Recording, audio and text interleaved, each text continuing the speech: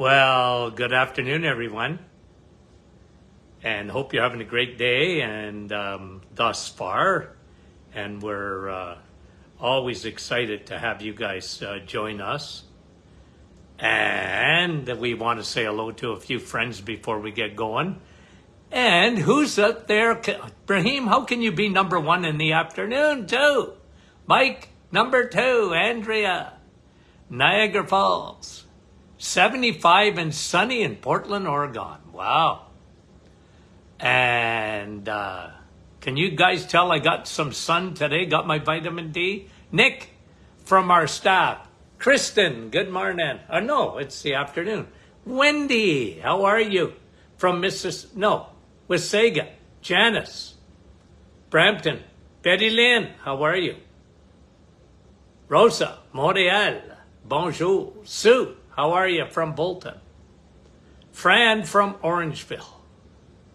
And John from Elgin, Illinois. Sandra, Aurelia. Kevin, Oshawa. Wendy from Markham. And Rain Cloud from Michigan. Did we have Wendy? Where was the other Wendy from? Gore's Landing. Who was that? Donna. Mary. Yolande. And Cecilia from Sudbury. Joni, or Johnny. Fran, Tilsonburg. Tell me how to pronounce that. Nick, how are you? Nicole. Verna. And Lisette from Nouveau Brunswick. Francis, how are you? Denise, how you doing? And Maria from Ottawa. Vince, how are you? Anna from Manitoba, and it's windy. And Wendy from London. Was that where it was, Wendy? Beverly. Judy from Britt. Wow, I know where Britt is. Bonnie. Annandale, Minnesota. Donna from where, Donna? Carol, Wheatley. Kathy, New Jersey. Sharon, good morning. Caroline, Listowel. Wendy from London. Daphne. And there's Wendy from London, Wendy from Markham. Gary, how are you? Diane. And Wendy from Wasaga. Catherine. Parksville, British Columbia. Leela. Ferner. Annette. Nouveau Brunswick. And Cheryl, hi, how are you? Couple of more guys. We got a few questions that we didn't get to on Monday. Andrea, how are you? Margie, Kansas. Rita, New Brunswick. Thanks for coming on. Kathy, St. Catharines. Grace, and Louise, and Lynn, Halifax, Nova Scotia. Mary Jane. Barbara. And yeah, yippee for all the... And Manette, how are you? Nice to have you on. Diane, Holland Landing, Linda. Oh, those Lindas. We love them. And Larry's. Not that I've seen a Larry this afternoon. Chrissy. Chrissy's at work and she's saying hello. Well, Chrissy, thanks for joining us. Okay, let's finish up on these questions that I didn't get to the other day. Let me get to them here, okay? Here they are. Okay, let's go from the bottom to the top. Wendy, I don't know which Wendy it is. We got at least 3 Wendys on with us today. And hopefully the Wendy that asked the question is on with us. Because she's asking, what do you think of niacinamide for mitochondrial support? Not much. Well, look, I wouldn't take it as a supplement, okay? And let me answer this because there's another question Laura is asking, okay? Dr. Martin, did you worry if this patient's folic acid was low? B12 is 1700, but folic acid is 3.0. No, and I'll tell you why. Okay, I'll tell you why. Not that I didn't look at numbers. If you show me numbers, you show me blood work, I'll look at all of it. But what I'm focused in on is not folic acid. But before I answer that, let me answer Wendy's question first. Like, why would you take niacinamide? Look, I'm not big on it. Okay, vitamin B3 and in a supplement form. I'm not big on vitamin Bs. Well, first of all, let me say this. When you eat steak, okay? When you eat steak, you're getting all the B vitamins, okay? So folic acid is B9, okay? Now, you might have to take a supplement during pregnancy so that you don't, the child doesn't have neurological problems like spina bifida,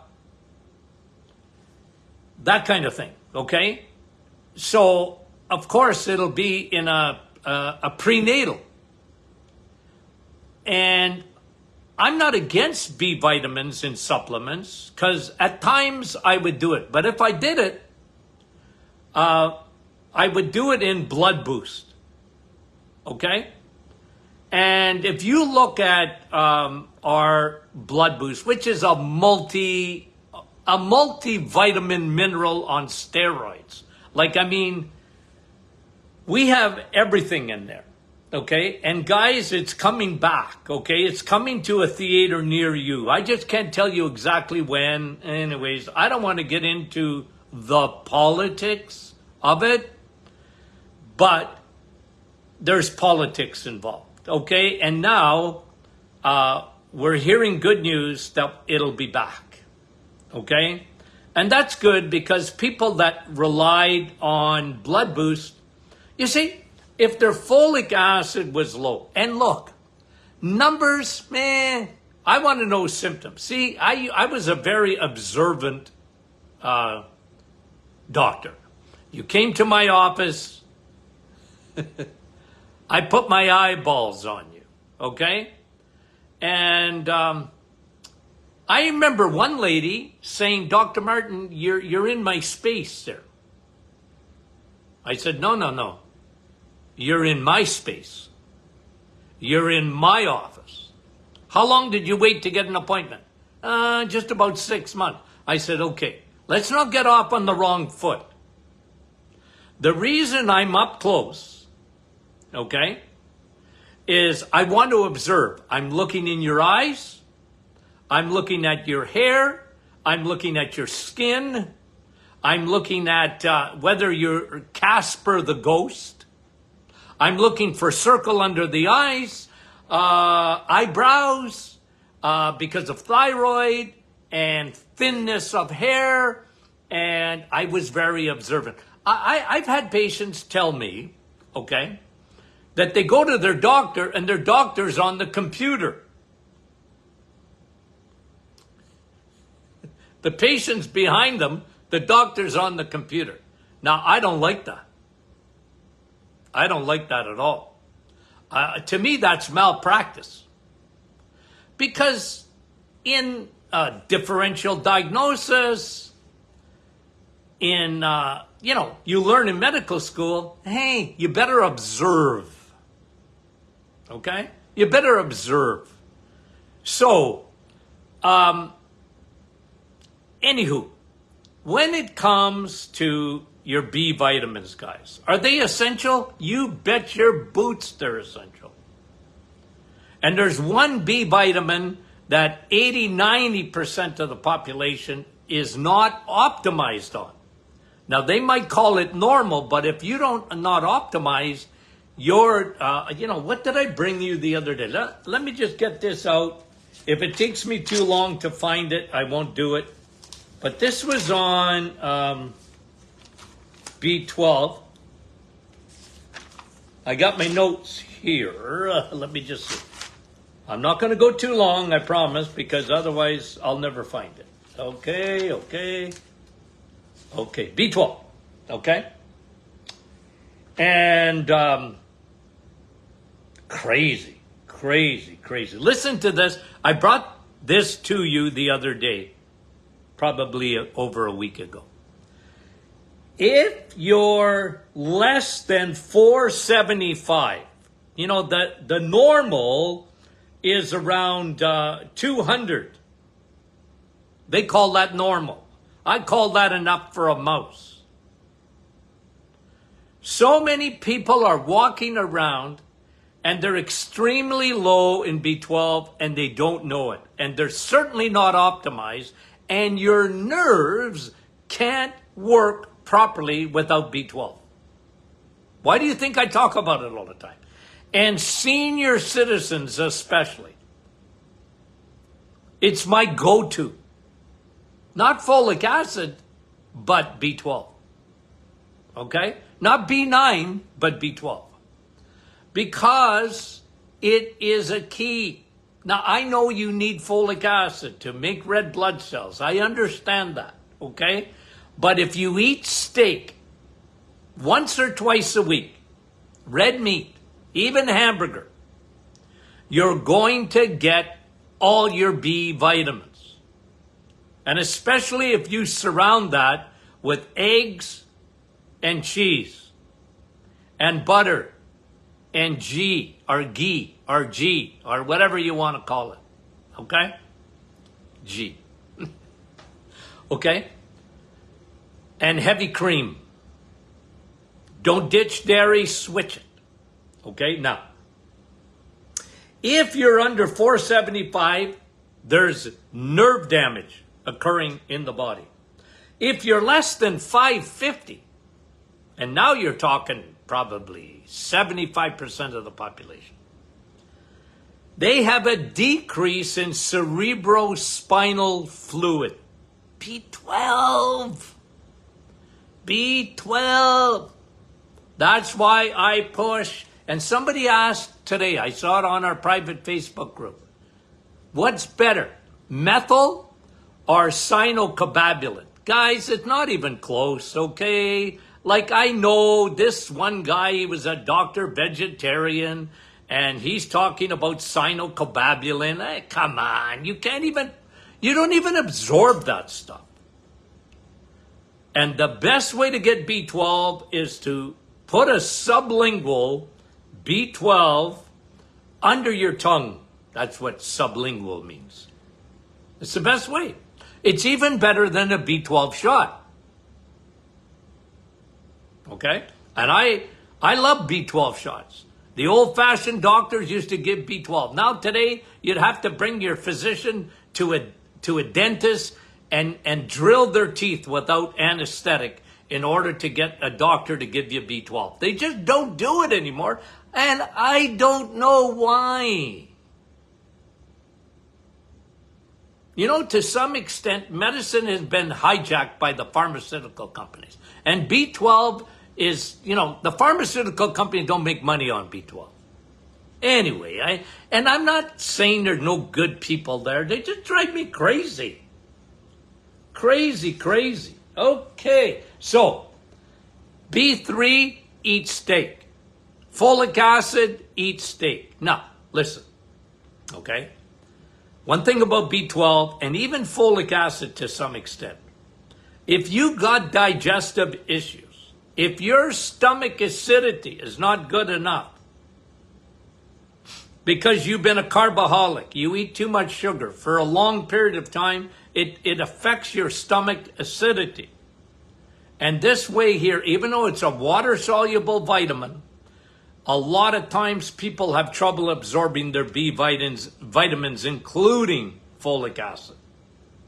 But guys, I mean it, eat your steak. Okay? Sun, steak, and steel. Okay. And that was Wendy, and that was Laura. Thank you. Judy, do digestive enzymes help with inflammation? Yep, they do. Okay? And again, let me explain why. Okay? Because why? Digestive enzymes, okay, break down like amylase, protease, lipase. You want to lipase break down fat, amylase breaks down carbohydrates, and you want to break down all your protein. Okay? And you need that. You need enzymes. The food, okay, let's say you're eating a piece of steak. Okay? Lots of protein and fat. Okay? We all agree with that. The perfect ratio of protein and fat is found in a steak. In eggs too, in cheese too. Very low carb or no carb. Okay? Got that? Now, when you are, if your stomach, protein, you see, the reason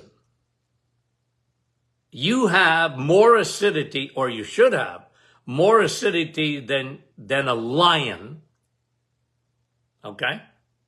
Every time, like, I love nature, okay? Like, I like watching videos of lions and tigers, and I like that, okay? Not that I ever want to be around one, okay? But I like watching them. And guys, they're not munching on plants. They're waiting. They don't eat often, but when they do, they eat meat. And I feel sorry for those deer and whatever else they're chewing on, okay? And man, they're, okay? But guys, toi, en français, you should have a more acidic pH than a lion. Hello? It's meant, you are meant to eat meat. Okay? The proof is in the acidity in the stomach.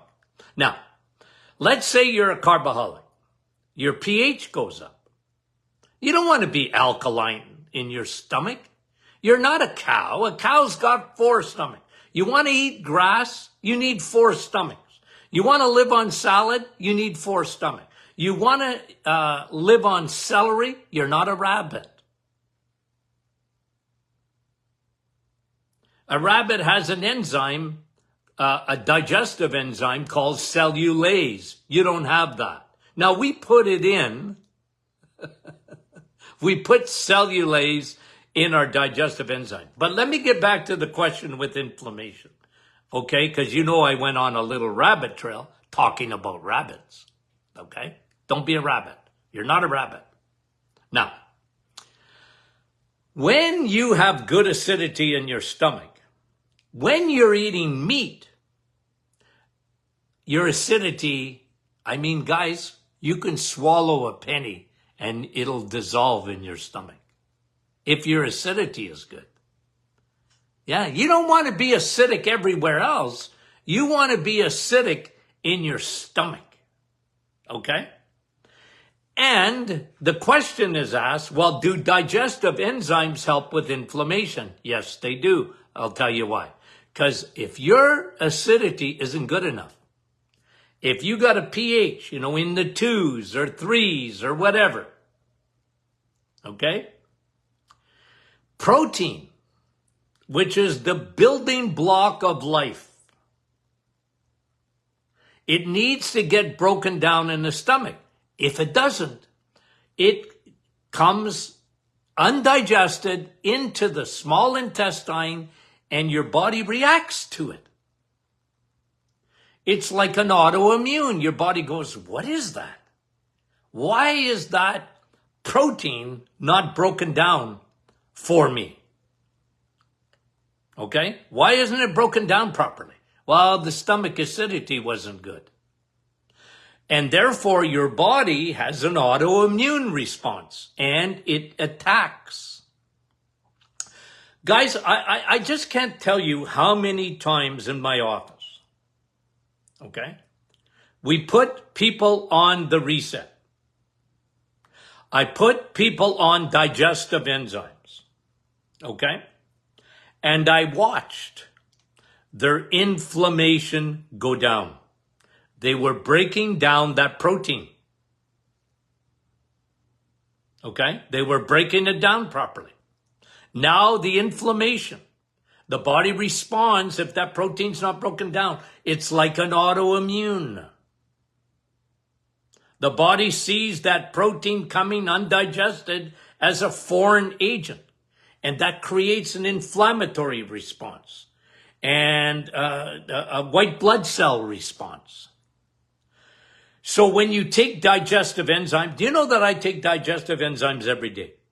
Every day, 7 days a week. I'm 72. I just don't make the enzymes that I used to. It's part of aging. Okay? It's part of aging. I'm not upset about it. I just, look, I want, and guys, I'm going to tell you something. You'll never, ever, ever find a digestive enzyme as good as the Martin Clinics. And the reason I say it is because I used it for 25, 30 years in my practice with tens of thousands of patients. Like, look at our digestive enzyme and compare it to anything else you'll see. It's not comparable. We put so much enzymes, protease enzyme, different types to break down that protein. Like it's unreal. But guys, you have to do it. So yes, it's a very, very good question. And I like it. I like you guys when you're thinking. And who was that again? Judy. Judy, you bet your boots. They're good for you. And they do reduce inflammation. Okay, now look, there's other things you do for inflammation, but it does. Susan, okay. What are amino tests and fibrinogen tests for? Well, let me start with fibrinogen, okay? Fibrinogen is made in your liver, okay? And it tells you it's a clotting factor, okay? It's a clotting factor. So, ordinarily, Canada, US have the same numbers. Between 200 and 400 mg. Hold on. I'm going to say something I don't want to say. I just got to look at my blood work again. 200 to 400 ng DL. Okay? Fibrinogen. If your fibrinogen is below 50, they probably aren't going to operate on you. Now, they might have to if you got hit by a truck. But now your blood's not going to clot, and you don't want that. You can bleed out. Okay, so it's a very important test. And before anyone has surgery, they check for fibrinogen. Now, the other one is your fibrinogen is too high. Now you got clotting coming out your ears, and that's not good either. That makes you very susceptible to stroke and heart attack. You see, the liver is very much connected to the heart. Now, I talked to you about that in the past when I talked to you about fatty liver. And when you have fatty liver, your body, the way it responds to fatty liver, it jacks up your triglycerides and lowers your HDL. Your triglycerides go up, and you're at a huge risk for stroke and heart attack. I'm more interested in your triglycerides and your HDL than any other lipid. You want to show them to me? Okay. But what I'm interested in is watching to see if your triglycerides are low and your HDL is at least even with it and preferably higher. HDL All cholesterol, by the way, is a good guy, okay? The bad guy is triglycerides. And you need triglycerides. Not like you don't need triglycerides, you don't want triglycerides to be high. Okay? Now, so that's the liver and the heart. But even in fibrinogen, if your fibrinogen is high, you're clotting too much. That's really important. Your blood it's clot too much. You're thick as molasses. I used to tell patients, they used to come in my office, and I said, you know what? You got blood like molasses. Okay? You know, kids today, they don't even know what molasses are. I said it to my grandson. Do you know what molasses are? What? What are you talking about, Grandpa? I said, when we were kids, we would get molasses. Especially if we needed what? Iron. You remember that? Oh, it's awful sweet. Okay? But you can have thick blood like molasses. Take out some molasses or even honey and turn a honey jar upside, or just take a and see, it's pretty thick. You don't want that in your blood. It's clotting, man. And now you're much more susceptible to heart attack and stroke. So fibrinogen, one of the ways to help, empty your liver. Because people with liver disease, and especially cirrhosis of the liver, their blood is as thick as molasses. Very, very, very dangerous for clots and heart attacks. Thank you for now the amino. You're asking about amino, like what I need to ask you. Hold on a minute. Get back into my iPad here. I gotta ask you, Susan, what you meant by amino test. You mean amino acid testing? You can do that. Okay? You can have your lysine and all of those amino acids, arginine, and you can actually get them tested. Nobody does them much, but you can get them done. Is that what you meant? Or were you thinking about something else? Okay. Tammy. I make my own face cream. Well, good for you, Tammykins. And how do you feel about bone broth and my homemade eye cream? Well, it's got collagen. Okay? It's got collagen. I love collagen. I love bone broth. You guys know that. I talk about it all the time. And the difference between bone broth and just straight collagen, I like collagen. But I like bone broth better because it has collagen plus many, many other nutrients. Okay, like L-glutamine and other amino acids and nutrients. Okay, that's why I like bone broth for your hair. That's why I like bone broth for your skin. That's why I like bone broth for your gut. That's why I like bone broth. You know what, guys? If you want to make a Dr. Martin's perfect smoothie for your grandchild, I had a grandson here. He loved my smoothie. He said, Doc, he didn't call me Doc. He said, Grandpa, can you make me a smoothie? And I'd get the heavy cream out. And I'd get the bone broth out. And I would get some berries out. And, man, I would make him a shake that McDonald's would die for. Because it's good for you. Unlike the McDonald's. And what you can do, by the way, okay, what you can do for your grandchildren, you don't need it, but you can put a little bit of either a tablespoon of maple syrup or unpasteurized honey, okay? Now, somebody's horn's going off. I don't know if you can hear that or not, and it's driving me crazy. Can't be me. Okay. Now, and let me get back to Tammy. Tammy, yeah, go ahead and make your own cream. Have you tried our Rivera? Okay? That's my cream. Facial. Okay? Moisturizer. Very, very good for sun damage.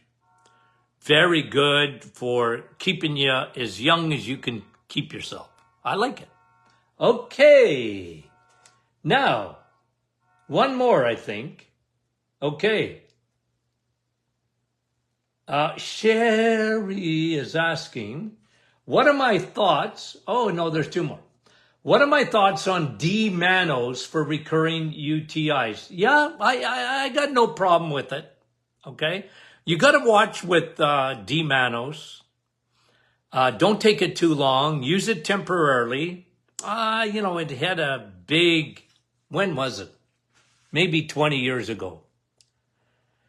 It sort of was one of those that people were talking about it because, UTIs, yes, but more for chronic fatigue syndrome. And it seemed to have some good benefits for that. You know what, guys? I'm going to tell you something. And let me see if I can find it so I can put it on our private Facebook group. You know what's great for UTI? Here's what I do for UTIs, by the way. Probiotics, because usually there's a fungus underneath, okay? Oil of oregano.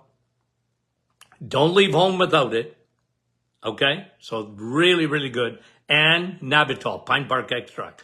And I will post, as soon as I can find it, the research on UTIs and pine bark extract. Fabulous. I knew it. Elevates nitric oxide. Very, very good for UTIs. Who knew? Okay. But I don't mind D-Manos. Okay. If it's working for you, Sherry, hey, good for you. Okay. And one more, Angie. I have friends that take anti-worm agents. Okay. Is it necessary and healthy? Well, look, I just mentioned to you, you want to take an anti-worm, anti-parasite. Okay. I used to see them, guys. Okay. You ever do a stool analysis and see a worm? You should see some of the stuff that I used to see. Okay? Under a microscope. It weren't pretty.